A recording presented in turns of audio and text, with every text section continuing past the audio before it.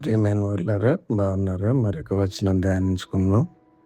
అప్పుడు ఇశ్రాయేలు చేసిన వాదమును బట్టి యెహోవా మన మధ్య ఉన్నాడో లేడో అని వారు యెహోవాను శోధించుటను బట్టి అతడు ఆ చోటికి మస్సా అనియు మెరీబా అనియు పేర్లు పెట్టాను.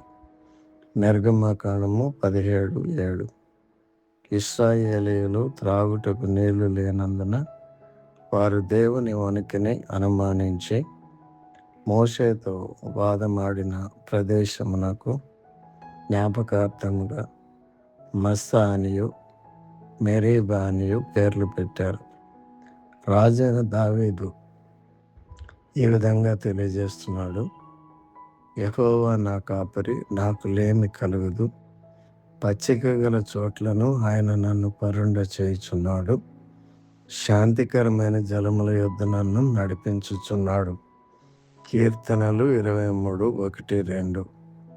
ఇశ్రాయేలీయులు దేవుని ఉనికిని అనుమానించి ఆయనను తెలుసుకోలేదు, కానీ దావీదు తన దేవుని ఎరిగి ఉన్నాడు.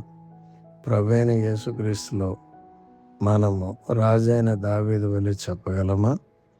యేసు ఆ బాణలు నీళ్లతో నింపుడని వారితో చెప్పగా వారు వాటిని అంచుల మట్టుకు నింపిరి. యోహాను సువార్త 2:7. మొదట ప్రభువైన యేసుక్రీస్తు చెప్పినట్టుగా చేద్దాం. అప్పుడు మీ చింత యావత్తు సంతోషముగా మారటం మీరు చూస్తారు. దేవుడు మిమ్మను దీవించునుగాక. ఆమేన్.